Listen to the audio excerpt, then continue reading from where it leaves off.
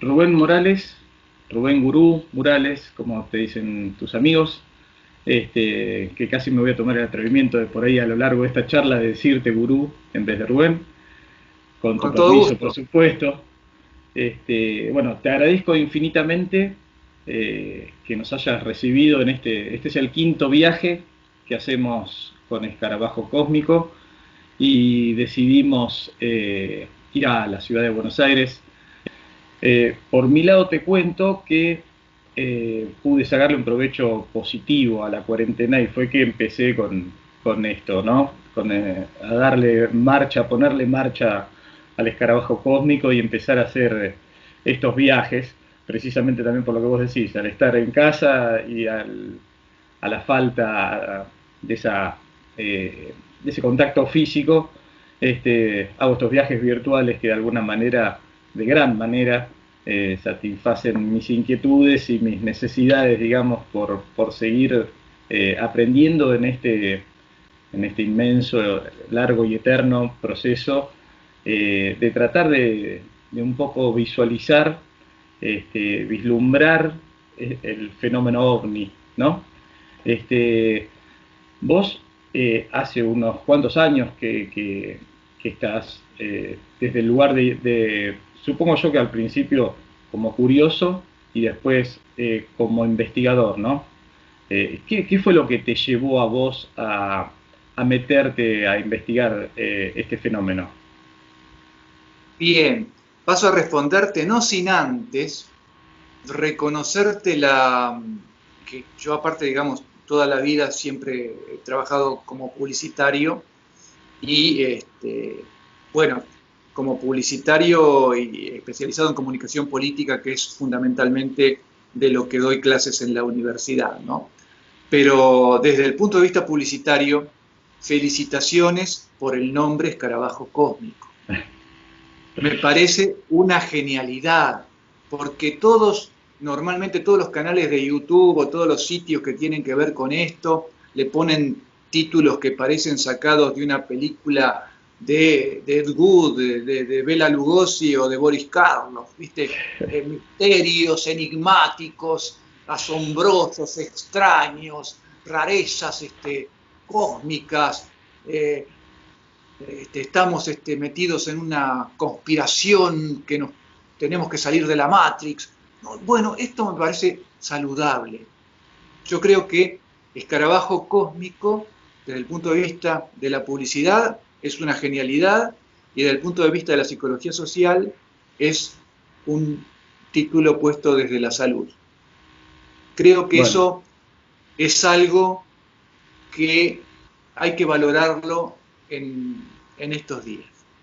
Vamos a dejar de hablar de eso. Te voy a hablar de mis comienzos en la ufología.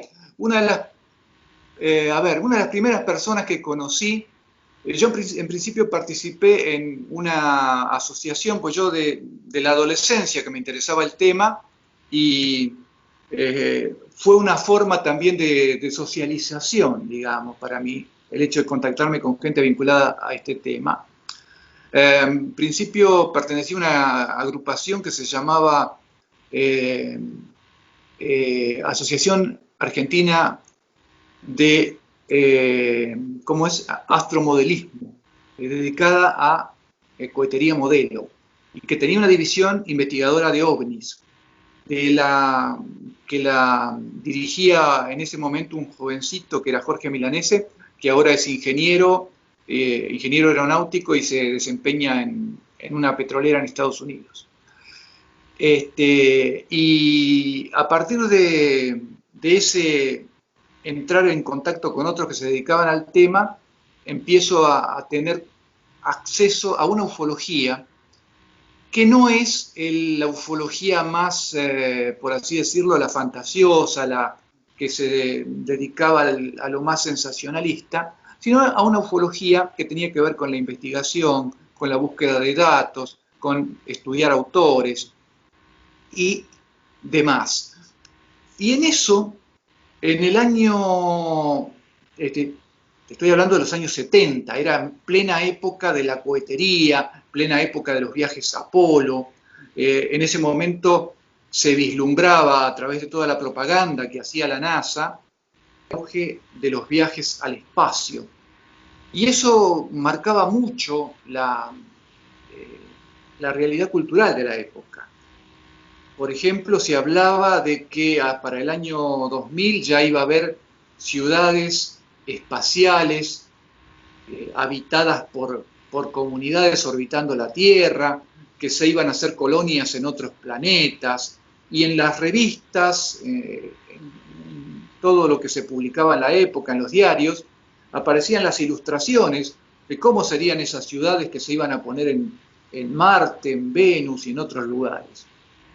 Y parecía que eso estaba a la vuelta de la esquina. No imaginaba en ese momento que se iban a interrumpir los viajes a la Luna y que desde esa época hasta ahora nunca más nadie pisó la Luna. Ya se imaginaba que el viaje a la Luna era como el viaje de Bahía Blanca a Buenos Aires, que te tomabas un tren y salías en la Luna, más o menos así. Entonces, ¿qué pasó en todo esto? Que había una gran propaganda, esto lo digo como comunicador también, una gran propaganda por parte de los Estados Unidos en el marco de la Guerra Fría para demostrar una gran superioridad ante la Unión Soviética de entonces. Nosotros obviamente aquí, y yo más siendo un jovencito, no estábamos al tanto de eso, y la mayoría de la gente, incluso ilustres científicos de la época, sostenían que eso se iba a esas predicciones de la NASA y de otros organismos se iban a cumplir. Efectivamente no se cumplió. Pero eso marcaba un clima en el cual vos te interesabas por el espacio, y como decía muy bien Ariel Ciro Rieti, pionero de la investigación OVNI en la Argentina, que creó la CODOVNI, Comisión Observadora de OVNIs, en 1956, junto a Christian Boch. Rieti decía que así como nosotros vamos al espacio, debe haber otros que están viniendo a visitarnos. Era como una especie de pensamiento proyectivo, visto desde el punto de vista psicológico. Es decir, si vos tosiste, yo también debería toser, por ejemplo. Hay una cuestión proyectiva. Si vos haces algo, yo también tengo que hacerlo. Entonces, si nosotros vamos al espacio, bueno, debe haber otros que lo hacen. Eso es un pensamiento que parece ser teniendo en cuenta el más allá, pero es teniendo muy en cuenta el yo propio. Entonces, ¿qué sucedió? En el año 76 se hizo un congreso de ufología en Buenos Aires. Congreso que se realizó no en la ciudad, sino en la zona del Gran Buenos Aires, no me acuerdo si era en Olivos, creo, en un club náutico, donde fui invitado ahí por Gustavo Fernández, amigo de muchos años, que ahora se dedica a hacer temazcales y cosas así. Y fuimos al congreso, yo era muy jovencito, tenía en ese momento 1976, tenía 17 años. Y me quedó el comentario que puso el diario La Razón, porque yo no guardo recuerdo de lo que dije en ese congreso como panelista. Yo fui como panelista. Y me acuerdo que llevé un texto escrito, ¿no? Porque no me daba para improvisar en ese momento. Llevé un texto escrito a máquina, con la máquina Remington que mi padre me había regalado. Y había un periodista de La Razón y después pone una crónica poniendo un extracto de lo que había dicho cada panelista. Entonces yo tengo el recorte y ahí puedo ver lo que dije en 1976. Y ahí dice algo así como que, te lo puedes buscar, el recorte, te lo envío después. Bien.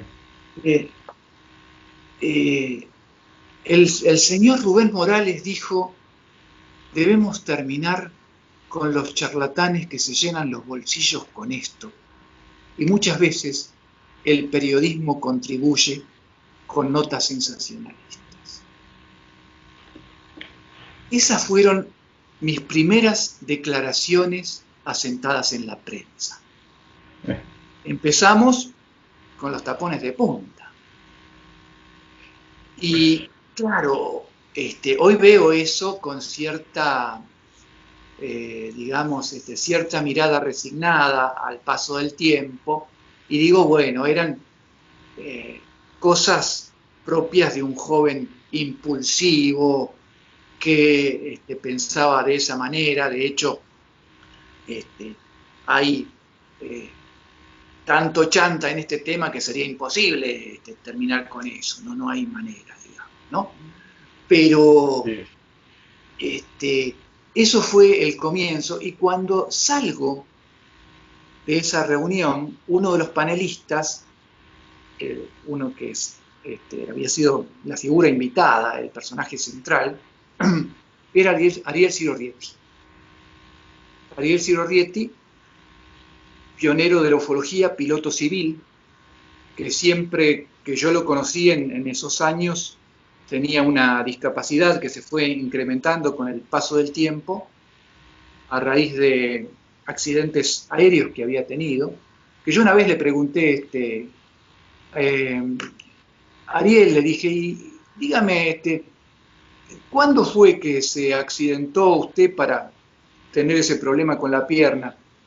Y me dice, qué sé yo, Morales, me dice.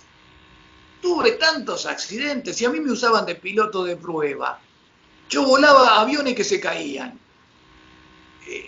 ¿Dónde? ¿Qué sé yo de dónde tengo tantos problemas con las piernas? De esa primera camada que hubo de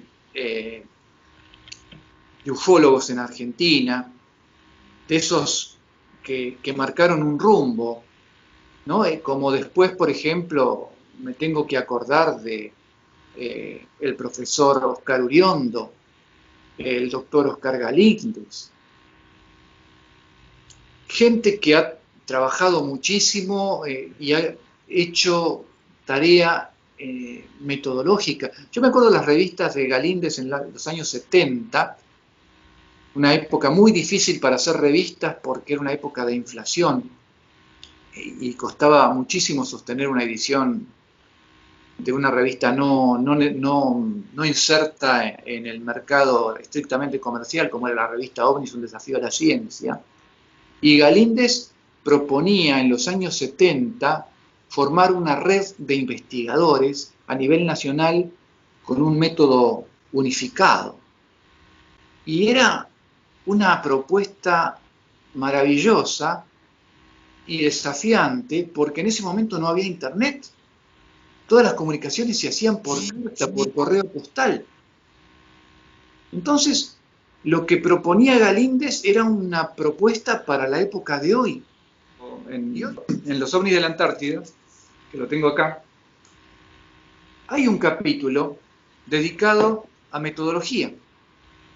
Y eso es algo que no está en la mayoría de los libros. Vos tomás cualquier libro sobre ovnis y vas a ver que tiene capítulos dedicados a la historia de los ovnis, capítulos dedicados a los contactos, capítulos dedicados al caso tal o al caso cual. Y no hay un capítulo que hable de metodología. Y creo que es un tema. Y que alguien tiene que hacerlo. Y que el que lo haga va a dar un salto cualitativo. Porque pasa en todos los ámbitos eso. El que tira una piedra por primera vez, pega. Lo que siguen atrás, bueno, ya están repitiendo. Sí. Eso también hay que tenerlo en cuenta. Y creo que el hecho de haber conocido a gente como Ariel Ciro Rieti, como Oscar Uriondo, en aquellas épocas me carteaba con el capitán Pericé, y después tuve la oportunidad de conocerlo personalmente y compartir su amistad, de haber después, bueno, trabajado en la Comisión de Investigaciones Ufológicas con Guillermo Roncoroni. Guillermo Roncoroni era licenciado en Administración de Empresas y era uno de los primeros especialistas en computación que tuvo la ufología. Probablemente el primero, porque él trabajaba en IBM y conocía muy bien el funcionamiento de esas, lo que para hoy son antiguas máquinas, digamos que esos CPU que tenían el tamaño de un ropero, que fueron el inicio de las computadoras, que en ese momento no había que conocer el software, sino que había que conocer programación para poder entrar a una computadora. Y Roncoroni fue un pionero en eso, fue pionero en hacer estadísticas, la primera estadística por computación de ovnis que hizo en la Argentina, la hizo él con nuestra colaboración, con la colaboración de todo el grupo de SIU, en los años 70, y era un tipo también muy riguroso, tipo que cuando yo ingresé, yo no recuerdo bien si fue en 1976 o 1977 que yo ingresé a la Comisión de Investigaciones Ufológicas, que era el grupo más cientificista, digo eso en sentido peyorativo incluso, que había en Buenos Aires, ¿no? Porque éramos extremos, y ya hemos pasado esa etapa, digamos, ya tenemos uno pasa el tiempo y bueno, ya se vuelve integrador y estamos en una época de tolerancia y de inclusión en la cual podemos charlar con cualquiera de mano a mano sin ningún problema, pero eran épocas donde había también, hay que decirlo, grandes enfrentamientos entre los ufólogos, los que pensaban de una manera, los que pensaban de otra, los que creían tal cosa y los que creían la otra. Eso se daba mucho en los años 60 y 70 y por suerte hemos evolucionado. La otra vez, charlando con Pepe Pacheco de Rosario, con Luis Pepe Pacheco, hablábamos de esas épocas y de los enfrentamientos que se daban en los congresos de la FAESE, que eran discusiones muy fuertes, muy fuertes. Entonces, eso también me sirvió de estar estudiando el tema con una persona tan estricta, tan formal como era Roncoroni, de tener la noción de lo que es trabajar en un tema como este con método. ¿Y por qué es importante trabajar en un tema como este con método? Bueno, porque es un tema muy desestructurante de por sí. Cuando nosotros nos referimos al tema OVNI, es un tema habitualmente negado por la ciencia o de alguna manera rechazado o tenido a un costado. Y eso nos afecta. Entonces, no es un tema sobre el cual podemos opinar con una base académica siguiendo el lineamiento como puede ser, por ejemplo, si alguien estudia en una universidad, dice, bueno, yo sigo el lineamiento que está planteado por la universidad donde estudié y me quedo muy tranquilo.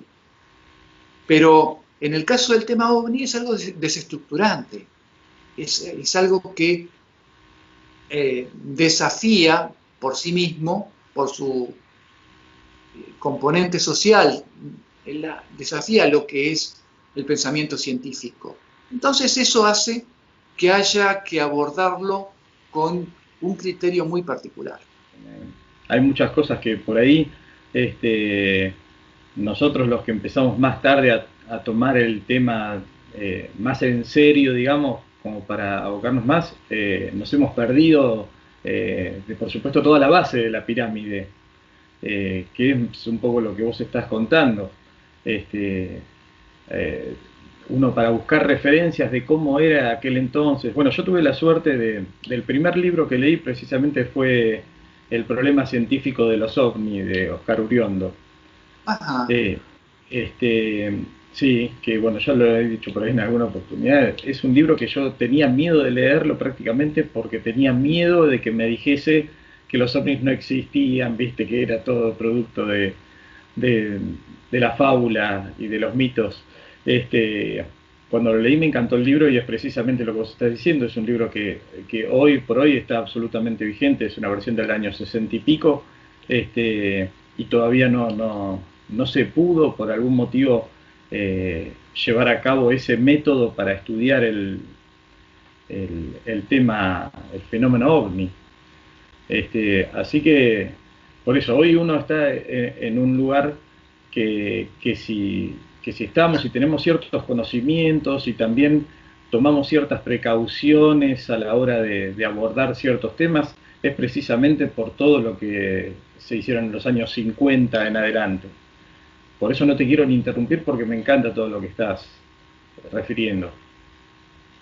Claro, sí, sí, sí, mirá vos, qué curioso, ¿no? Que vos tomaste el libro de Uriondo pensando que por ahí era un libro escrito desde la negación.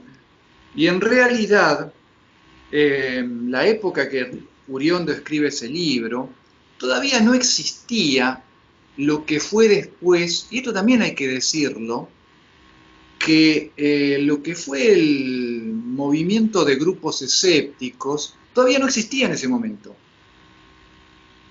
Claro. El escepticismo puro y duro, que se empezó a denominar de esa manera justamente, comenzó acá en los años 90, comenzó en la época menemista, por así decirlo. Tenía que ver con, todo tiene que ver con todo. Yo te hablé de que mis comienzos tuvieron que ver con esa época de la Guerra Fría y de la propaganda espacial.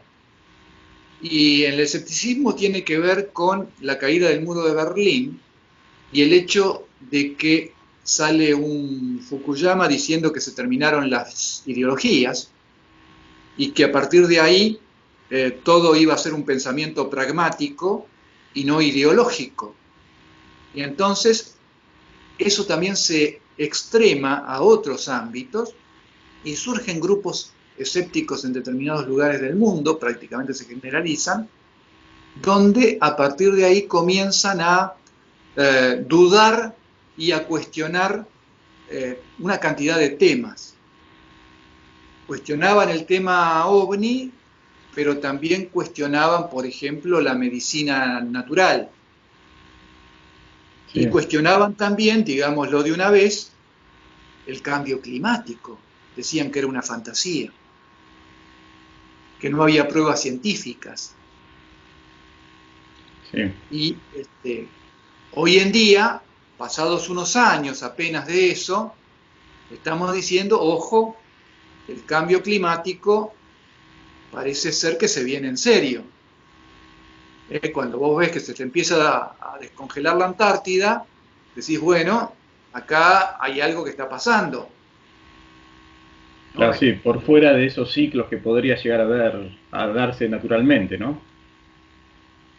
Claro, más allá de que uno como humano desconoce esos ciclos que están patentizados en esos dibujos animados de la era del hielo, digamos, ¿no? Esos Sí, ciclos que nos precedieron que tuvieron que ver con glaciaciones y calentamientos del planeta. Desde ya que podríamos estar en un periodo de calentamiento natural, pero también es cierto que todas las emanaciones que produce eh, la depredación humana también afectan el medio ambiente. Pero bueno, eso es básicamente lo importante para tener en cuenta. El escepticismo es una cosa relativamente reciente que surge como grupos civiles en los años 90.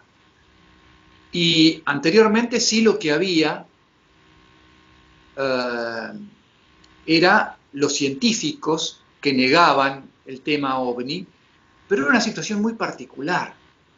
Era generalmente personas que trabajaban para una organización estatal, para un observatorio, para una universidad, y que no podían expresar públicamente lo que pensaban. Entonces, cuando hacían declaraciones públicas, negaban todo. Ahora, si te encontrabas con uno de ellos en un ascensor, la cosa cambiaba. Eh, eh, vos, entre las personalidades, digamos, o personas, ¿no? Que, que mencionás en tu libro, hacer bueno, una referencia directa, por supuesto, al capitán Pericé, con quien después terminaste siendo amigo, ¿no? Este, Me parece aparte que leyendo el libro uno creo que también se siente muy atraído a la persona de Pericé, eh, y despierta un gran respeto, y vos creo que lo describís bastante bien. Me parece que es sobre todo por el cargo que él ocupaba, y ni hablar por las circunstancias que le tocaron vivir a él en la Antártida, es un tipo para tener muy presente a la hora de expresar lo que es este fenómeno. Eh, digamos, vos, cuando uno recuerda las épocas donde por ahí era difícil hablar de estos temas, qué sé yo, desde las Fuerzas Armadas, si bien había comisiones, etcétera, que lo investigaban, me parece que con todos los cuestionamientos que después se le fueron haciendo a Pericé, por mencionar uno, desde el Planetario de La Plata, o de todas las explicaciones, digamos, que se querían dar de los fenómenos que él había denunciado y que después denunciaron el resto de los invernantes antárticos, me parece que es para tener en cuenta. Eso fue uno de los disparadores para que vos decidieses escribir el libro este de los ovnis de la Antártida. Sí, en realidad el tema de la Antártida, desde mis inicios en el tema, te estoy hablando, probablemente desde mucho antes de mis inicios en el tema, debo decirlo, desde que era niño, el tema de la Antártida había sido muy, muy conocido, muy divulgado por todos los medios. Para que te des idea, era un tema que yo cuando sucede lo de la Antártida tendría 6 años. Entonces, estamos hablando del año 65. Y bueno, yo leía revistas como Villiquen o Anteojito, que ahora gracias a Javier Estañaro, que está haciendo toda una recopilación extraordinaria de publicaciones culturales que tienen que ver con el tema OVNI, ha rescatado las revistas Anteojito y Villiquen de aquella época que mencionaban los ovnis en la tapa y relacionándolo con el tema de la Antártida y hablando del tema, ¿no? O sea, fue una cosa que tuvo una enorme conmoción en todos los medios argentinos y evidentemente eso me marcó mucho y también siempre me quedó con ese espíritu de buscador de información que tiene uno, de investigar. Siempre me quedó la duda de que había muchos puntos sin esclarecer con respecto a ese caso, que se habían dado una serie de comunicados en un momento muy precisos y que después es como que las Fuerzas Armadas cerraron el grifo, por así decirlo, ¿no? Como que algo pasó. Eso me llamó la atención y de ahí me interesó el tema. Después vino en principio fueron contactos de tipo epistolar con Pericé a través de cartas, porque él normalmente tenía destinos en lugares del país lejos de Buenos Aires. Bueno, él estuvo muchos años ahí en Puerto Belgrano, por ejemplo, cerca de Bahía Blanca. Y desde Puerto Belgrano nos mandaba las cartas, que me acuerdo que las primeras cartas que recibimos nos asustaron mucho, porque claro, eran en las épocas del proceso militar. Y entonces él siempre se manejó con una gran transparencia y mandaba las cartas directamente desde la base, con todos los sellos de la base. Entonces, debo tener alguna por ahí conservada, algún sobre de esos, y claro, vos recibís en medio del gobierno militar, recibís una carta llena de sellos militares, hasta que no ves el remitente, te agarra una cosa impresionante. Pero después, bueno, tuve la oportunidad de conocerlo personalmente, de tratarlo, y en sus últimos años tuve la oportunidad de acompañarlo bastante en los tiempos que él estaba internado, de ir a visitarlo, y que también me puso en contacto con sus... que yo le pregunté, digamos, porque le dije, y de aquellos muchachos que estuvieron en la Antártida, Daniel, ¿no tenés algún contacto de eso, qué sé yo? Yo le hablaba así porque él, yo en principio le hablaba muy formalmente y él me decía, no, tuteame, somos de la misma generación, tuteame. Bueno, entonces yo le di para adelante. Y, y, y, y Daniel me empezó a dar los nombres de ellos y de hecho varios de ellos pudieron ir a verlo, a volverlo a ver, a visitarlo. Fue una gran emoción que se volvieran a reencontrar. Y, y después, bueno, tuve la oportunidad de hablar con ellos y que me contaran cómo era Pericé en la Antártida. Y ahí me di cuenta del gran, digamos, que en ese hombre, que era de baja estatura, había un gran hombre interior, que fue Daniel Pericé, porque él en todo momento tuvo una actitud de liderazgo en la Antártida hacia su grupo y de poder cuidarlos, teniendo en cuenta que la mitad eran civiles. Cuando uno habla de bases antárticas tiende a pensar que son todos militares, encuadrados, en determinadas fuerzas. No, no, la mitad, y normalmente pasa siempre, a veces más civiles que militares, en las bases antárticas, porque son trabajos muy específicos, Claro. meteorólogos, científicos. Entonces, el Pericé, ya cuando viajaban en el barco, en el Bahía Irre, cuando iban de ida a la Antártida, les empezó a tomar nota a cada uno, dijo, bueno, ¿cuál es la fecha de cumpleaños de cada uno? Porque allá vamos a celebrar los cumpleaños. Entonces, en un lugar, fíjate vos ahora, por ejemplo, que nosotros estamos en una situación, por así decirlo, parecida con el tema de la cuarentena, estamos aislados, nos dice el gobierno que tenemos que quedarnos aislados en nuestras casas, como en la Antártida están aislados en un destacamento, y eso te quiebra todos los rituales, Sí.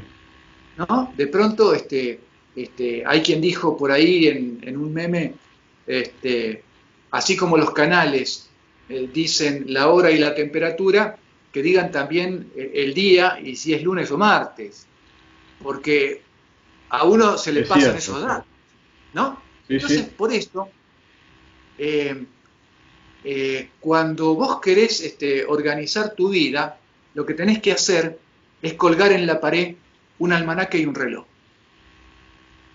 Si vos colgás en tu pared un almanaque y un reloj, tu vida tiene sentido. Está organizada. Y eso hizo Pericé. Les dijo, bueno, ¿cuándo se celebra el cumpleaños? Y vamos a celebrar todos los cumpleaños.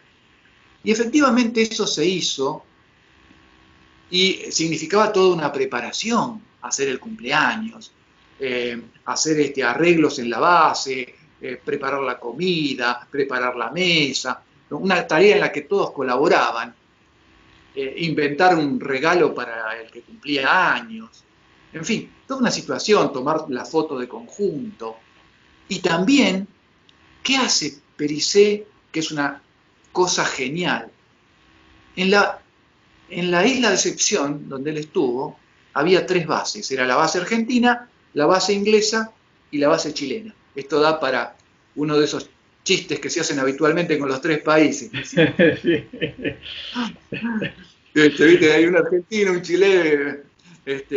Y de pronto, ¿qué hizo Pericé? Bueno, cumplía años un operador de radio. Bueno, se invitaba a los operadores de radio británicos y a los operadores de radio chilenos.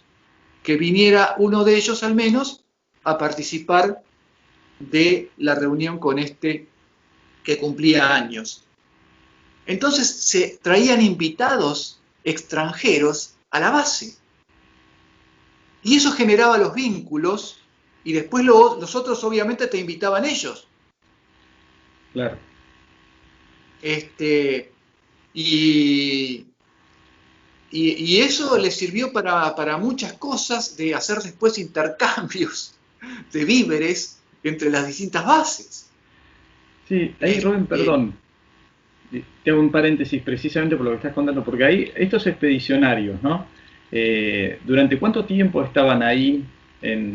O sea, la expedición de ellos de investigación, etcétera, duraba unos cuantos meses o casi un año, ¿no? sí, normalmente la estadía en la Antártida es de un año. Es de un año. Y es de un año, puede ser un poco más de un año, porque el relevo solamente se hace durante el verano. Hoy en día, durante el invierno, es muy difícil de penetrar en barco por la cantidad de barreras de hielo y de témpanos que se forman, y más las condiciones meteorológicas. Entonces, las bases que están en las islas o que están en la península antártica quedan alejadas, digamos, a medida que avanza el otoño y el invierno, va creciendo el hielo costero y se forma un pack de hielo, lo que se llama un pack o barrera de hielo, y eso va creciendo, y si llega un barco queda recontra lejos. Claro. No puede acceder. Entonces es necesario llegar en el verano, donde se descongela todo. Salvo casos como la base Marambio, que tiene acceso exclusivo por vía aérea. Es la base de Fuerza Aérea Marambio, que tiene acceso por vía aérea. Pero, por ejemplo, hace unos años hubo una persona en la base Orcadas, que es de Marina, que se fracturó, y para trasladarla improvisaron una base para un avión chiquito, para un Twin Otter en un glaciar, y fue bueno, qué sé yo, los pilotos que aterrizaron y sacaron al herido de ahí, lo pudieron transportar. Los pilotos se llevaron todas las medallas, digamos, ¿no? Claro, Se sí, llevaron todas las medallas y el deseo de no hacerlo nunca más, digamos, seguro porque también. era una situación muy arriesgada, y normalmente se viven en la Antártida hoy en día mismo situaciones que son muy arriesgadas por la dureza del clima y del entorno. Realmente se dan situaciones muy, muy complejas. Por eso es importante que haya un buen equipo y un buen líder. Eh, Siempre. Vos tenés ahí atrás que se ve el mapa de la Antártida, ¿no? Porque para poner en contexto la situación en la que fueron los avistamientos, ¿no? En concreto, de los años 65, bueno, y después los que vos fuiste recapitulando para el libro en los años anteriores y seguramente algunos posteriores, pero el continente antártico, que es inmenso, ¿no? Es el cuarto continente, eh, o sea, tiene una medida, un tamaño eh, tremendo. Yo no sé, yo te pregunto desde mi ignorancia, a ver si fue efectivamente explorado en su totalidad, precisamente por las dificultades, supongo yo, geográficas y climatológicas, etcétera, que debe tener el continente. Entonces, estos avistamientos se dieron eh, en una pequeña parte y bien periférica, digamos, de lo que es la Antártida. Efectivamente es un continente de, digamos, cuando está descongelado, por así decirlo, cuando se produce el deshielo en el verano, es un poco casi igual a todo lo que sería Sudamérica, para que vos te des idea del tamaño en cuanto a superficie. Sería la superficie de Sudamérica. Cuando se produce el invierno, que se extienden las barreras de hielo rodeando el mar Antártico, duplica su superficie. Y al decir duplica su superficie, es real, porque es un hielo que es muy duro, sobre el cual se puede caminar, se puede andar en vehículos. Obviamente hay grietas como en todas partes, pero hay bases enteras que se construyen sobre las barreras de hielo. Entonces, es un continente sobre el cual queda mucho por investigar, sobre el cual se sabe muy poco. Es un continente que gracias al Tratado Antártico de 1959 no se le ha realizado la explotación comercial. Hay una cantidad de empresas deseando, codiciando hacer la explotación comercial de la Antártida. Tengamos en cuenta que esa península que nosotros vemos en la Antártida es la continuación de la cordillera de los Andes y tiene, obviamente, los mismos minerales que podés encontrar en la cordillera de los Andes, llámese oro, cobre y demás, plata, obviamente petróleo. Todo eso seguramente está en la Antártida, seguramente se han hecho prospecciones, aunque no se den a conocer, y sería deseable que se continúe con este consenso internacional para que quede como un territorio sin explotación comercial. Que eso es algo que reconocen todos los antárticos que han viajado. El antártico se les dice antárticos habitualmente en la jerga porque han estado en la Antártida, ¿no? Y el antártico es alguien que te dice que estar allá es como estar en otro planeta. Y estar allá efectivamente es estar como en otro planeta porque ahí no encontrás un kiosco, no encontrás un alambrado, no encontrás una tranquera. Hay una sensación de gran libertad, de gran naturaleza, por así decirlo, y te da la imagen de que se puede vivir de otra manera. De pronto el que está en la Antártida ve que hay otras formas de vivir y que ahí tenés que ser muy solidario, porque si ves que se están acabando los víveres, determinado producto se está acabando, bueno, hay que racionarlo para que alcance para todos hasta el final del año. Y eso lleva a un sentido de equipo, de solidaridad. Por eso lo que hizo en su momento Pericé en el año 65 fue algo que hay que reconocerlo, en otros años, por las mismas épocas, no se pudo lograr en la Antártida, que era establecer vínculos muy sólidos, muy solidarios con lo que fue las bases antárticas británicas, la base británica y la base chilena que había en ese momento, aún teniendo la diferencia de idioma con los británicos y existiendo en la base argentina una sola persona que hablaba inglés, que era el radiotécnico Pablo Justo. Ya que estamos igualmente con el tema de las bases, ¿no? Sin comentar el contenido del libro, ¿no? Sí. Pero más o menos, ¿qué fue lo que fue sucediendo?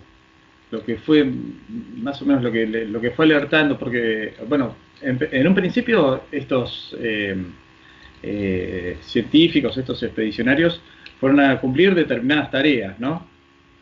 En el desarrollo de esas tareas ellos empezaron a percibir, fue accidental, no estaban buscando nada extraño, sino estaban cumpliendo tareas rutinarias y empezaron a ver, a tener estos encuentros con estos fenómenos.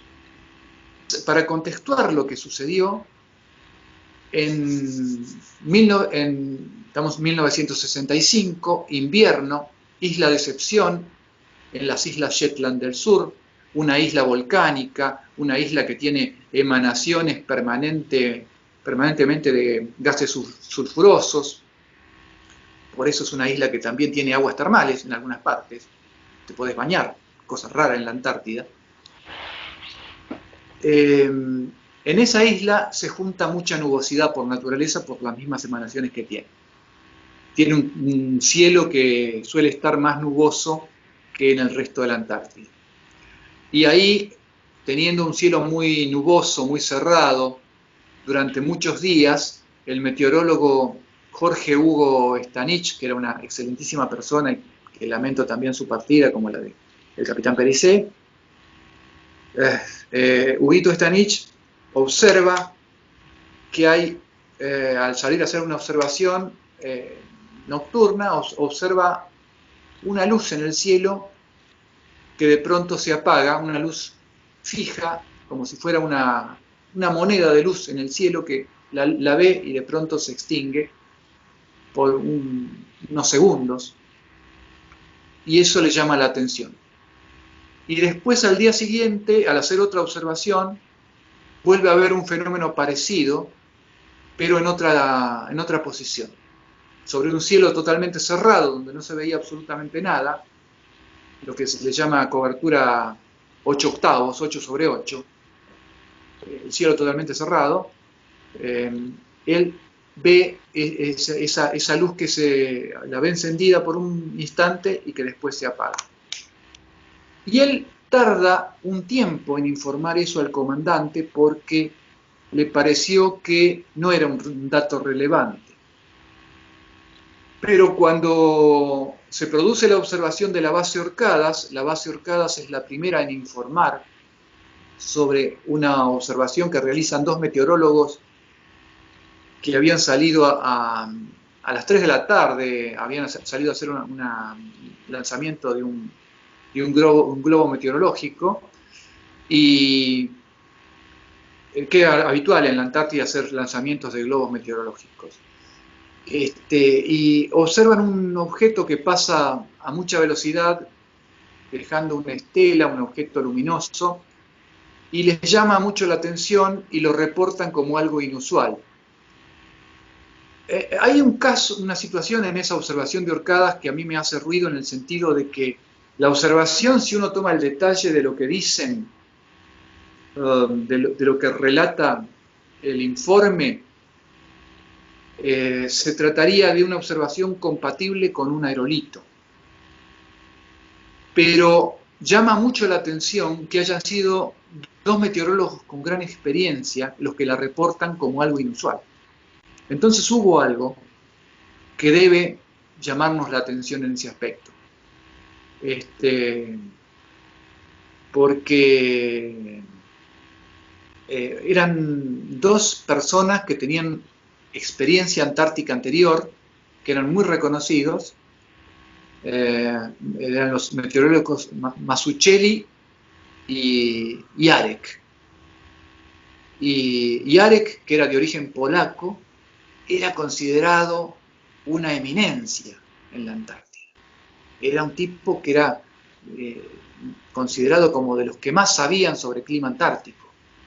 Entonces, llama la atención que lo hayan reportado como algo extraño, porque, insisto, la observación, si uno la mira técnicamente, no la ve como algo extraño, pero llama la atención que ellos la hayan reportado como tal. Algo hubo ahí. Y después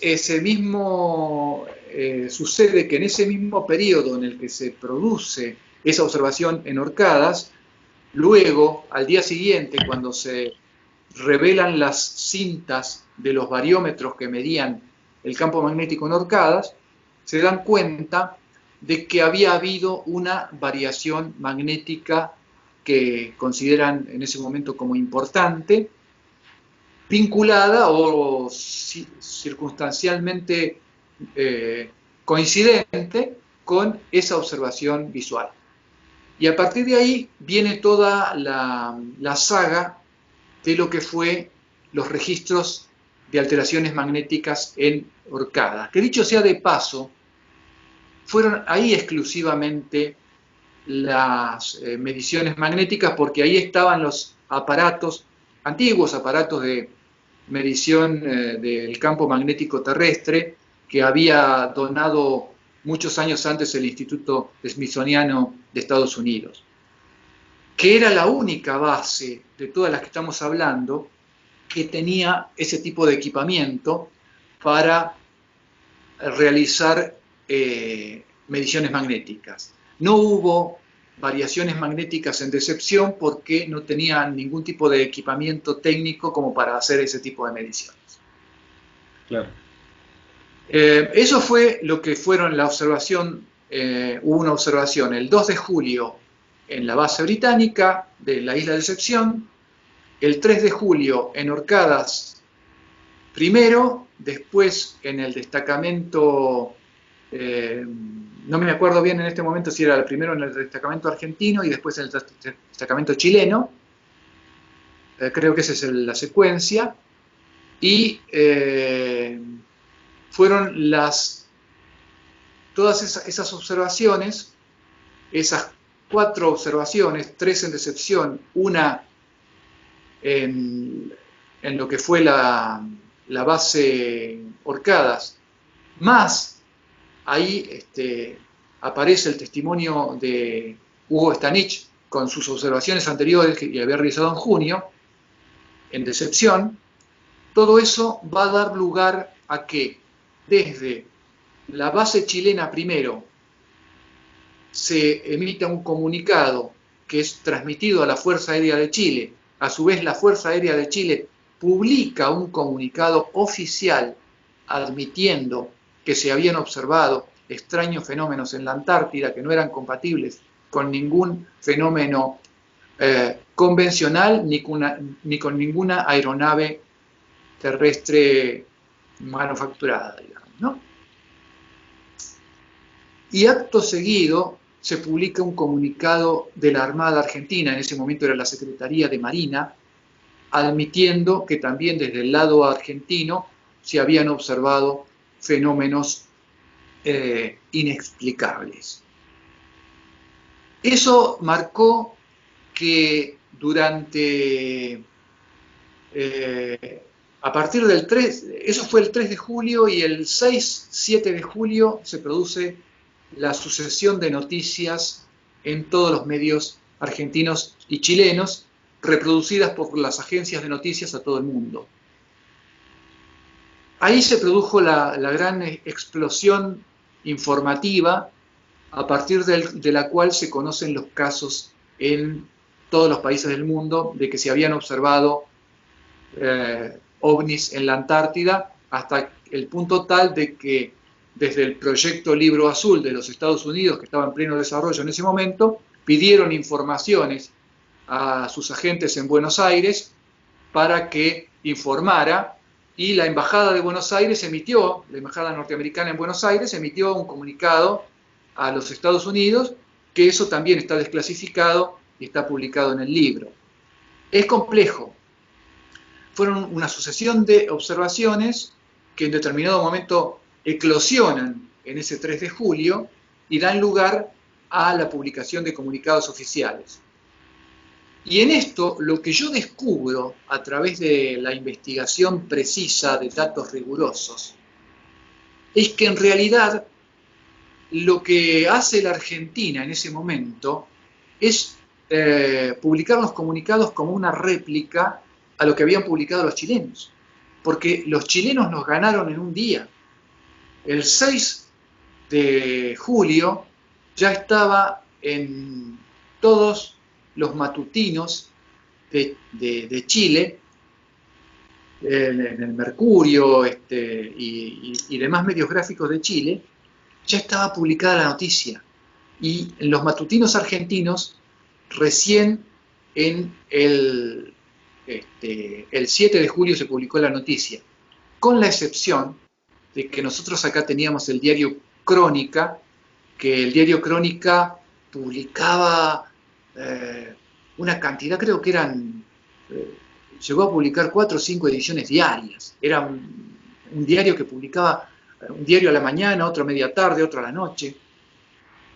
Y en la edición de la noche de Crónica, del 6 de julio, se publica el anticipo de que se habría visto una flotilla de ovnis desde la Antártida, lo cual generó mucho revuelo, provocó que las autoridades argentinas tomaran nota de que ya el tema era público y motivó que rápidamente se lanzara el comunicado oficial. Y a partir de ahí, de que se lanzan, que es importante tenerlo en cuenta, fue el reconocimiento de que se habían visto objetos extraños, distintos a todo lo conocido en la Antártida, reconocimiento hecho por la Fuerza Aérea de Chile, por la FACH, y por la Secretaría de Marina de la República Argentina. Acto seguido, a partir de esos días, que también eso está resumido en el libro, por eso ese caso se lleva muchísimas páginas y a veces se hace un poco denso seguirlo incluso. Repito que no es un libro de playa el mío.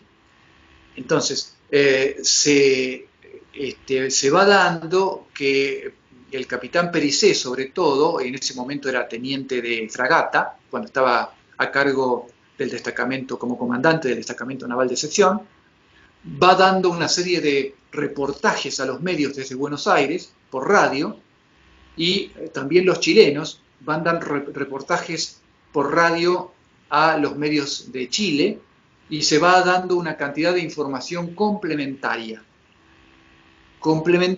en la cual Pericé muy inteligentemente fue introduciendo correcciones a los datos iniciales que habían circulado en el periodismo. Pero lo hizo con mucha sutileza, sin agredir, sin marcar posiciones, digamos, de contender contra alguien, sino que con mucha sutileza fue marcando cosas que no se habían dicho correctamente. Y eso fue después olvidado por muchos investigadores posteriores que se centraron solamente en esos comunicados para escribir libros y demás.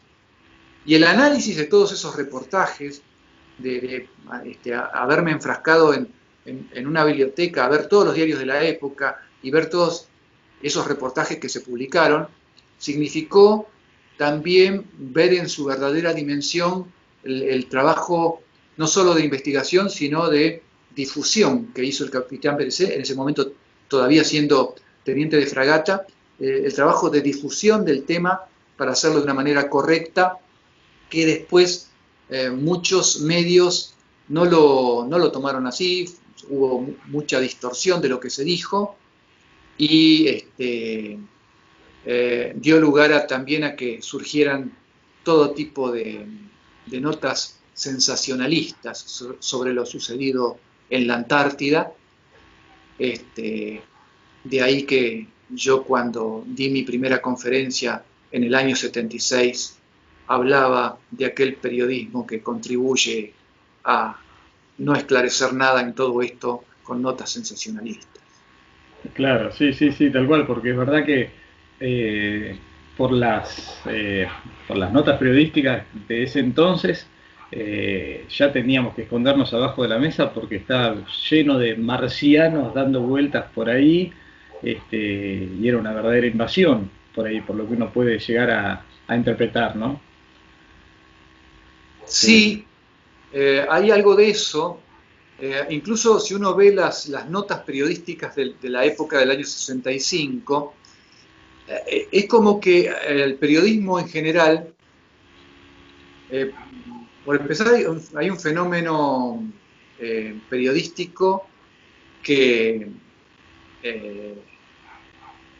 hay un fenómeno periodístico que hay que destacarlo, que teníamos en ese entonces el gobierno de el doctor Arturo Illia. Y en ese tiempo no se podían mencionar muchísimas cosas sobre el tema político, y el periodismo buscaba atajos para atraer la atención de la gente. El tema OVNI significó también probablemente una válvula de escape para poder pensar en otras cosas, en otra posibilidad, en otras esperanzas, más allá de esa realidad regida por permanentes amenazas de conatos militares que, digamos, hacía permanecer al público, la opinión pública argentina, en una situación de cierto desasosiego, en una situación de temor permanente.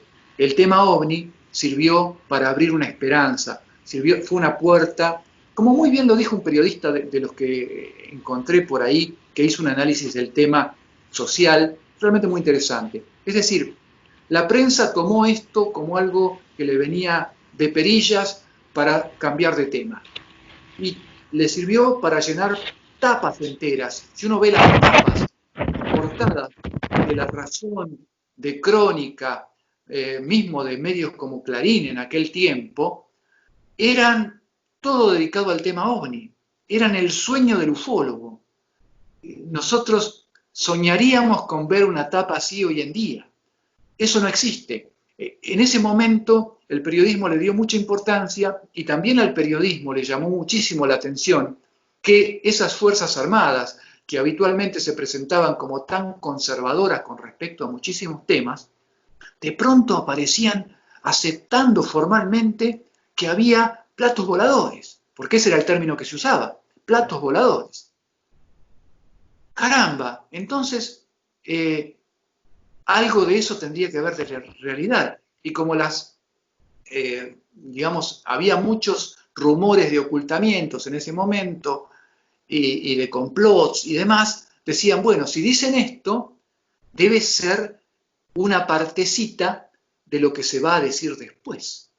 Esto debe ser el vermut de lo que va a ser, esto es el aperitivo de lo que va a ser el plato fuerte. Eso es lo que pensaba el periodismo de la época. Y por eso se tejieron una serie de especulaciones de que se iban a decir muchas cosas más y después eso no sucedió. Yo desconozco particularmente, no quiero ser un partícipe y cómplice de las teorías conspirativas que tanto circulan, yo desconozco qué fue lo que sucedió en realidad, porque los archivos de la investigación que realizaba en ese momento la Marina y también la Fuerza Aérea por su lado, esos archivos nunca fueron desclasificados, es una tarea pendiente que debería hacerse de manera responsable, de manera seria, sin sensacionalismos.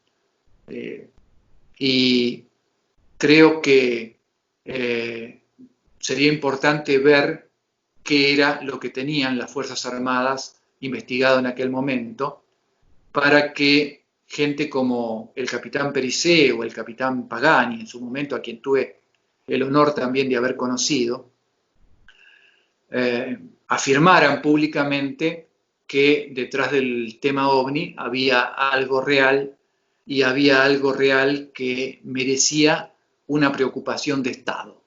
Eso se puede deducir cruzando las definiciones que tanto Pagani como Pericé han dado del tema. De mi parte no puedo compartirla, no puedo compartir esa opinión en el sentido de que me falta la información para poder decir que eso sea concretamente así. Pero ese era el espíritu, digamos, con el cual se realizaba la investigación OVNI oficial en aquel momento. No era para desestimar, para negar, para refutar la existencia del tema, sino para investigar cada caso que se presentaba. Y incluso, bueno, tengo la información de que el presidente Ilia, ahora que se habla tanto de los usos que tienen los aviones presidenciales, de que el presidente Ilia había facilitado un avión presidencial, de la flota presidencial, para la investigación de este tema. Claro. Es decir, era un tema que preocupaba realmente. Sí, y vos haces referencia a, bueno, me imagino, no sé, porque capaz que si te lo dijo Pericé en términos personales y de confianza, pero me imagino que cuando sucedieron estos acontecimientos en las diferentes bases, en estos diferentes periodos de tiempo que vos decís, más allá de por ahí algo que vos ponés en el libro de las discusiones o del intercambio de opiniones de qué podía llegar a ser esos fenómenos que veían. Porque como vos bien decís, eran personas altamente calificadas para identificar fenómenos naturales como aerolitos de otros que no lo son y que por ahí no tienen una explicación más convencional en términos que por ahí la ciencia podría hacer pie más firmemente. Acá estos expedicionarios, ¿no? Los antárticos de los que estamos hablando, eh, hablaban de que el origen de estas luces o estos objetos, en el caso que pudieron identificar que eran más que luces, ¿eran extraterrestres o manejaban otro tipo de hipótesis también? Bueno, es muy interesante la pregunta porque lo que he podido rescatar de las informaciones que se publicaron en 1965, de hecho, mi libro tiene un detalle que no lo tienen muchos libros sobre el tema OVNI, tengo que decirlo. Es citas académicas, o sea, mención, bueno, vos lo has visto, tiene no solo una bibliografía al final, sino numerosas notas al pie con citas bibliográficas, mencionando las fuentes en cada caso, para que cualquier otra persona que le interese este tema y que quiera profundizar y que quiera hacer algo mejor de lo que hice yo, tenga elementos como para poder ver en qué fuentes abrevé y a partir de ahí poder cuestionar lo que yo digo. Eso es algo que es importante también tenerlo en cuenta dentro del tema OVNI, porque hay libros donde largan una cantidad de información supuesta, de hechos asombrosos, extraordinarios, y de pronto dice, bueno, ¿dónde está la fuente de esto? ¿De dónde salió? ¿Es imaginación del autor o lo copió de algún lado? Y eso es algo que tenemos que acostumbrarnos a hacer, que cuando, digamos, se hace un libro, lo abro en cualquier página y al final encontramos que hay citas bibliográficas, ¿no? Eso es algo que es importante y que los jóvenes investigadores que están en el tema, sería bueno que se tengan en cuenta ese tipo de detalles, de escribir con los mismos requisitos que se piden para un trabajo de tipo académico, aunque nadie te lo exija personalmente. Tomarse esa exigencia uno de hacer un trabajo que en algún momento por ahí, en este momento tal vez no lo tiene, pero alguien le puede dar un valor académico y puede ser la base para otro tipo de estudios. En ese momento, en 1965, en los reportajes que se le hicieron al capitán Mario Jan Barrera, que era el capitán, el coronel Mario Jan Barrera, el comandante de la base Pedro Aguirre Cerdá, en la isla de Decepción, de la Fuerza Aérea Chilena. Y las entrevistas que se realizaron al comandante Daniel Pericé, de la base argentina en Decepción, y al comandante Miguel Sosa, de la base Orcadas, destacamento naval Orcadas, de la Marina Argentina, ellos hicieron una descripción técnica, fundamentalmente, de los objetos que se habían observado, y ante las preguntas de los periodistas, dijeron que solamente podían limitarse a lo que habían visto sus ojos y registrado, y que de ninguna manera podían hacer interpretaciones por fuera de eso, si bien quedaba libre el campo para que eso se hiciera, pero que lo que sí podían decir era que se trataba de fenómenos no convencionales desde el punto de vista de fenómenos naturales, y tampoco se podían asimilar con aeronaves o algún tipo de artefacto realizado por el hombre. Por ejemplo, el teniente Pericé en ese momento mencionó el caso del satélite ECO 2, que ellos lo veían pasar, era un satélite muy famoso en aquella época, que lo habían visto pasar en varios de sus recorridos y lo tenían perfectamente identificado, por así decirlo. Y eso es el concepto que manejaban en ese momento, sin avanzar en hipótesis. Y es el concepto que me permito rescatar yo. Digamos, ¿por qué tener necesariamente... Fíjate vos que cuántos minutos llevamos de charla y hasta ahora tenés un entrevistado que no mencionó la palabra extraterrestre. Entonces, ¿cómo es esto? ¿Se puede hablar de ovnis sin hablar de extraterrestres? ¿No? Y esto es algo muy interesante.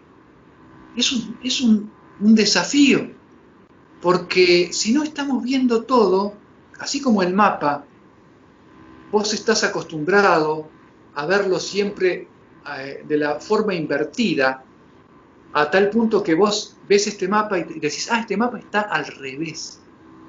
¿Al revés de qué? Al revés de tu estereotipo. Entonces, cuando nosotros estudiamos fenómenos, qué importante es hacerlo desde el punto de vista fenomenológico, como lo hicieron esos hombres en la Antártida, y describir lo que vieron. Lo que yo también rescato, y tengo que decirlo, es que si bien hubo versiones oficiales, luego también yo realicé entrevistas a integrantes de esas dotaciones que me dieron opiniones diferentes, que me dijeron para mí eso no era un ovni, que me dijeron para mí eso era una estrella brillante y se confundieron. Y entonces uno se queda con la duda también de quiénes fueron los buenos observadores. No hubo un consenso total en este aspecto. Y finalmente lo que mucha gente terminó escuchando sobre el tema de los casos antárticos es un relato. Vean la palabra relato en el sentido político, si se quiere. Como se habla bien. Tal gobierno tiene un relato, que es más o menos que lo mismo que decir un mito, ¿no? Una historia que se termina consensuando, y cuando uno empieza a espigar, empieza a buscar las fuentes de la información, se da cuenta de que los hechos no fueron exactamente lo que se dice. Por eso me llevó más de 300 páginas escribir ese libro, que ha sido lo más riguroso que escribí en mi vida, y espero jamás volver a escribir una cosa así. Pero ese es más o menos el concepto. Hubo distintos puntos de vista con respecto a lo que se vio, y yo como investigador honesto, que pretendo defender la honestidad, tengo que tener un compromiso con poner las opiniones de todos. Eso es también importante. Un ufólogo no tiene por qué ser un vendedor de extraterrestres. Sí, no, con respecto a esto que estás diciendo, que me resultó muy interesante también del libro, es precisamente que vos salvás la definición, vas haciendo un desarrollo de la comparación de la definición de lo que es el objeto volador no identificado, del sentido que se le ha querido dar, de cómo se lo ha querido interpretar, y realmente es lo que sucede, que como vos bien decías, estos expedicionados refirieron lo que vieron, sin agregarle ningún otro condimento, ni integrarlo a una hipótesis, ni desarrollar absolutamente nada más que lo que vieron. Porque es muy fácil caer precisamente en que todo lo que está dando vueltas por el cielo, que no lo conocemos, no lo podemos definir, enseguida lo metemos en un saco muy cómodo que es la hipótesis extraterrestre. Y es verdad que puede ser, como vos decís, y yo también lo comparto, casi con una ilusión seguramente de que haya vida extraterrestre y que nos haya visitado o que nos visite en el presente o en algún futuro, etc. Pero es verdad que de todo eso que uno califica como extraterrestre, como ovni extraterrestre me refiero, debe ser un 0,5% con mucha suerte. El libro a mí me Claro, parece fantástico. sí, Eh, no, el libro a mí me parece fantástico en cuanto también a lo que mencionabas vos de la cantidad de referencias que tiene. Y tal cual como decís, es un libro que hay que leerlo despacio, para mí por lo menos, porque tiene mucha información eh, muy detallada. No es un libro de una lectura, como vos decías, de verano, como para leer una novela o algún cuento así. De hecho, yo quiero volver a leerlo porque a medida que voy avanzando en el libro te vas dando cuenta que hay muchísimo más de lo que en una primera lectura uno puede obtener. gracias. Te agradezco mucho tus conceptos, y te agradezco el haberlo leído, porque me han hecho unas cuantas entrevistas de gente que no había leído el libro y que me preguntaba sobre los ovnis de la Antártida y me preguntaba cosas que no figuran en el libro, que no están, que no tienen nada que ver. Entonces me veía en una situación complicada para poder responderle, ¿no? Porque eh, haber escrito sobre este tema no significa avalar todas las hipótesis fantasiosas que hay sobre este tema. Sí, Y eso también hay que, de alguna manera, marcar la cancha. Uno, ¿por qué tengo que ser solidario con los que dicen las hipótesis más estrafalarias? Si puedo vivir igual. Es tal decir, cual. digamos, no veo o sea, no veo la necesidad de quedar bien con historias que no pertenecen a mi vida. ¿No? Hay una serie de respetar demasiado o de ceñirse a los estereotipos. Si todos dicen tal cosa, bueno, hay que decir lo mismo, ¿no? Y no Sí, es sí, sí. así. No es así. Cada cual tiene su forma de investigar. Y yo también eso lo rescato en cuanto al trabajo que hago a nivel universitario. Yo soy, aparte de docente, tutor de tesis de, bueno, estudiantes o egresados que ya están en la última etapa de su licenciatura y que necesitan a alguien que los ayude a elaborar su tesina o su trabajo final de la licenciatura. Y ahí te das cuenta que muchos trabajos están basados en hipótesis. Casi te diría que la ufología es un territorio inundado de hipótesis y en muchos trabajos académicos también se da ese mismo vicio de basarse en una hipótesis y esa hipótesis tiene que ver con generalmente un prejuicio. Es decir, eh, qué sé yo, si yo soy pelado y con barba blanca, debo pensar de determinada manera. Y si vos tenés pelo largo, debés pensar de determinada otra manera. Y hay todo un estereotipo que uno se hace de lo que es el otro y que de pronto se basa en el prejuicio, se basa en hipótesis. Y eso pasa con la hipótesis extraterrestre. Nosotros estamos todo el tiempo haciendo hipótesis. Eh, y es la forma más fácil de engañarnos en la vida. Entonces, cuidado con las hipótesis. ¿Qué es una hipótesis? Una hipótesis es una afirmación provisoria que uno lanza esperando confirmación. Y cuando se logra la confirmación a través de fuentes independientes y de especialistas independientes, ahí se logra que se constituya en una teoría. Ese es el proceso científico. Pero mientras tanto, eh, digamos, el tema de la hipótesis extraterrestre pura y dura llama la atención y tiene sus puntos débiles, como muy bien lo ha manifestado gente como la gente del grupo SIFO de Rosario, por ejemplo.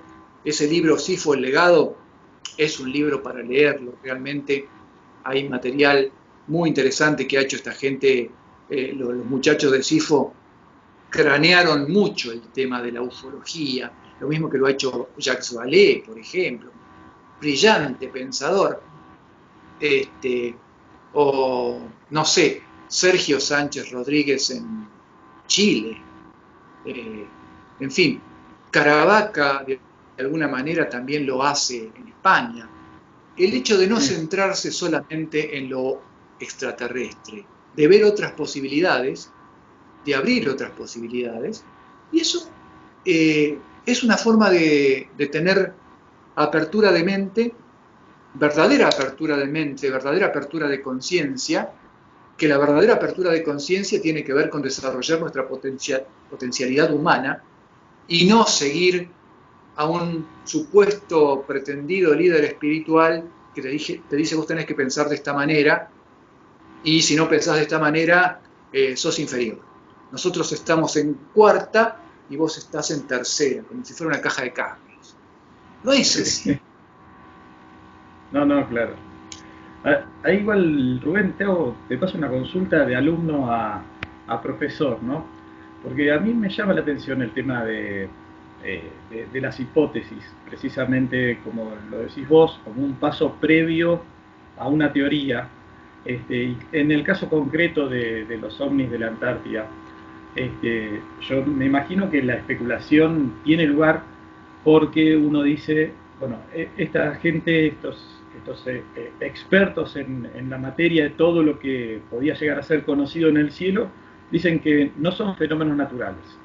Dicen también que no serían, por lo menos en cuanto al conocimiento que ellos tienen de posibles aeronaves también terrestres, humanas, tampoco serían posibles. Tampoco sería posible que eso sea alguna tecnología, por decirlo de alguna manera, autóctona de la Antártida como un sector no explorado de una posible civilización que se haya desarrollado y haya logrado ese avance tecnológico. Entonces es por eso yo supongo que uno dice, bueno, si no es esto, no es esto, no es esto, bueno, le cabe lugar a la hipótesis extraterrestre porque ya no se nos ocurre más de dónde hacer pie, por lo menos hasta convencernos. Supongo que la hipótesis por ahí que fue fluyendo a través de los avistamientos de los ovnis en la Antártida podría llegar a justificarse en el sentido de que entiendo que el ser humano tiene como una necesidad de por lo menos tener un mínimo de explicación de lo que está viendo. ¿Eso puede llegar a tener algún tipo de viabilidad, pensás vos? Bueno, a ver, si volvemos, por ejemplo, hay casos y casos, ¿no? Porque hay casos antárticos donde se ha tratado del paso de objetos que tenían un aspecto o comportamiento no convencional. Pero hay casos como en el de los 4 chilenos en 1956 en Isla Roberts, que lo mencionamos anteriormente. Sí, sí. Fueron varios días seguidos de observaciones. Incluso ese caso ha tenido una vía de confirmación adicional, porque gracias a la publicación de mi libro, tomó nota de eso la ufología chilena, de que hay muchos datos que están, vos lo has visto, hay muchos datos en mi libro que tienen que ver con observaciones realizadas por desde bases chilenas. Y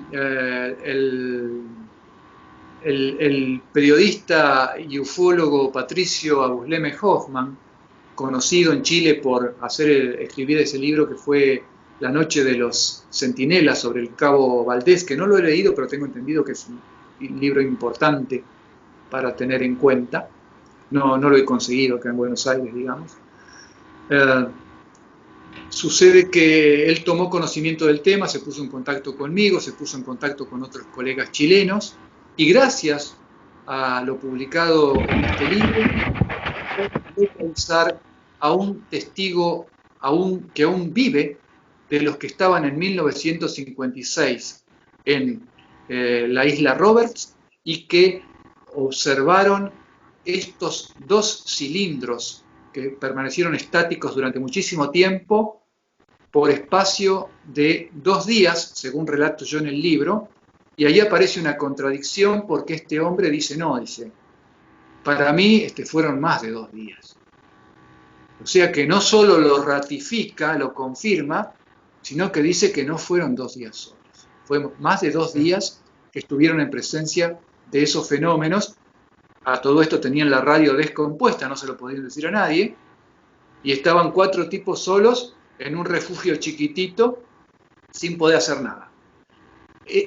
Y ahí hubo, como eran científicos, incluso un intento de comunicación.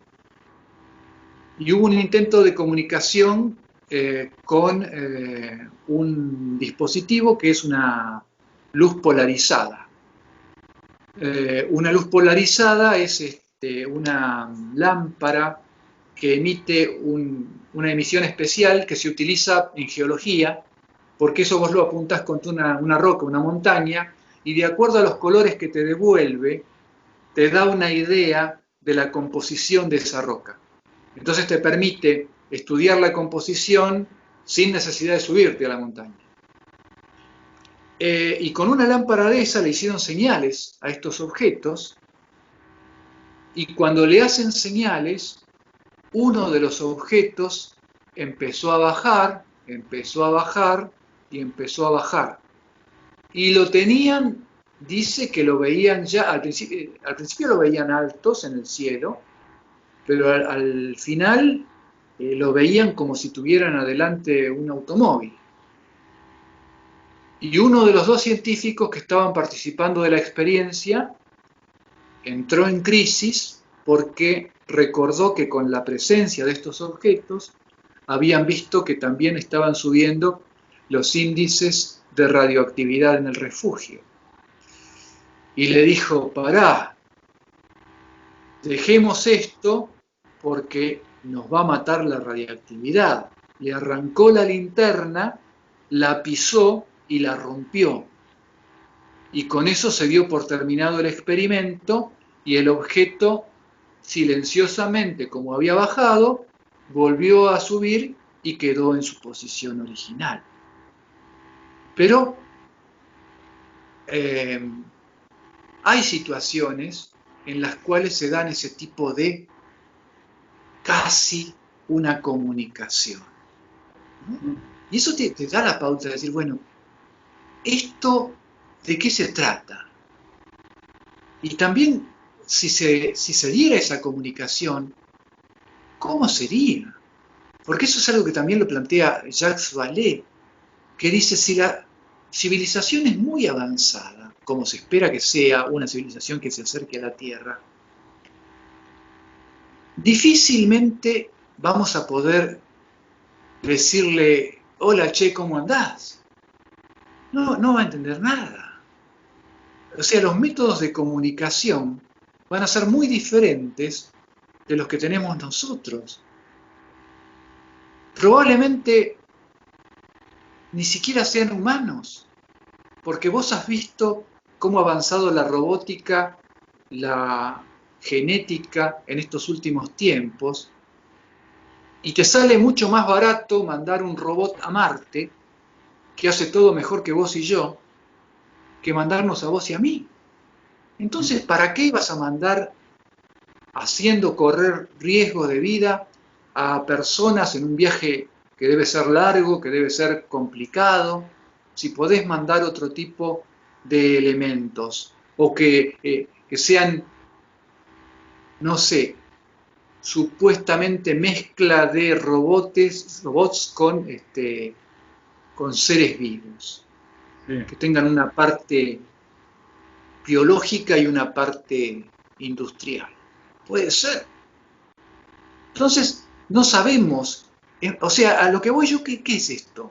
Lo que tiene de particular que hay que cuestionar de la hipótesis extraterrestre es esa imagen pura y dura de que viene el plato, con forma de plato, con una cúpula de vidrio arriba, una cúpula, y que adentro vienen 2 manejando. Eso es ridículo.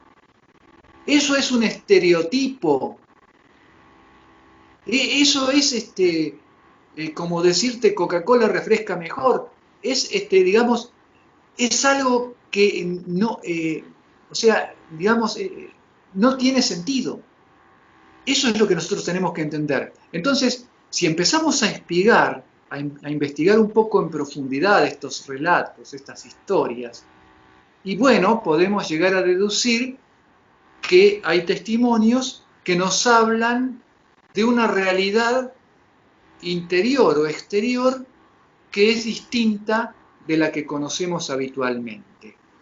Como que puede ser una realidad diferente, o a lo mejor la realidad que conocemos, esta que estamos viendo y que estamos compartiendo en este momento, puede ser una realidad más extensa, y que partes de esa extensión no nos es accesible habitualmente, y en determinados momentos, en determinadas circunstancias, podemos tener acceso a esa otra parte de la realidad que, como no la conocemos, nos sorprende y la tratamos de describir en función de los estereotipos que nos da esta realidad, cosa que nos tranquiliza mucho a nosotros.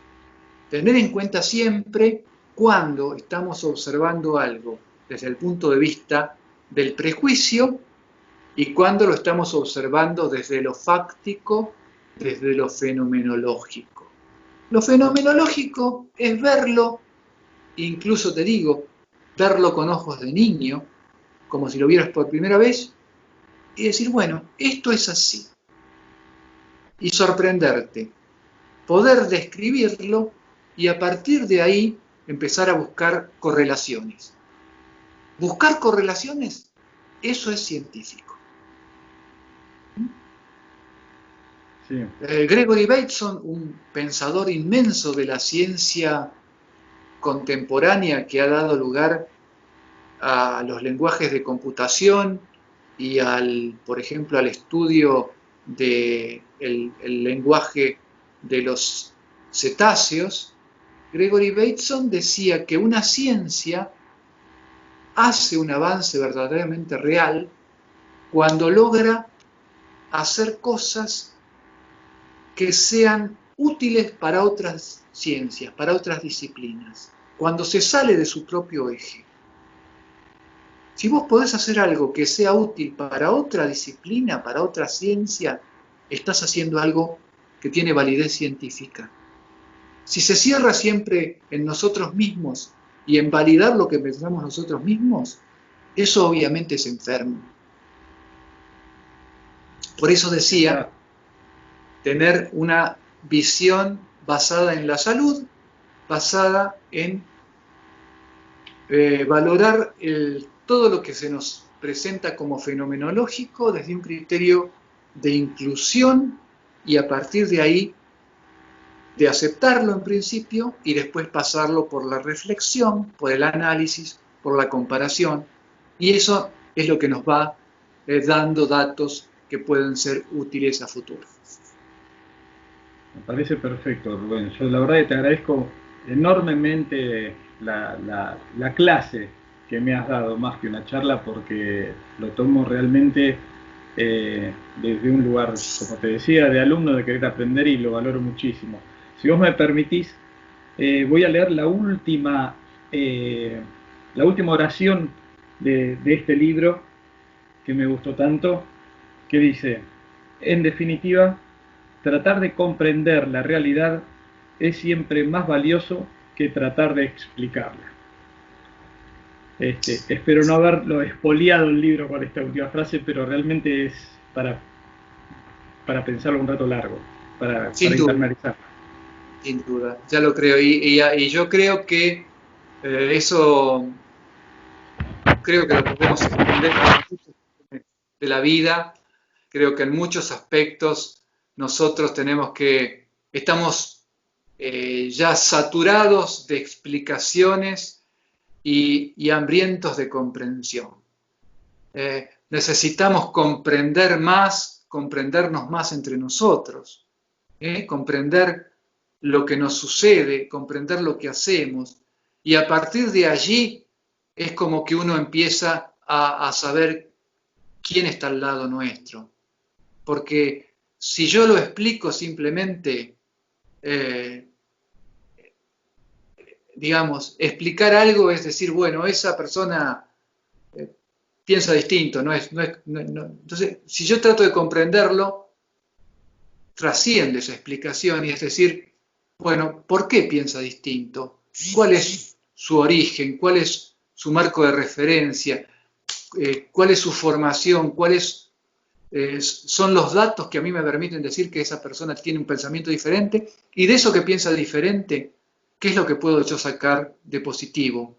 O si lo vamos a ver de otra manera, de un punto de vista proyectivo, ¿por qué le tengo odio a determinada persona si esa persona está expresando cosas que yo también siento en el fondo? A lo mejor lo que estoy haciendo es poner en esa persona elementos negativos que tengo dentro mío.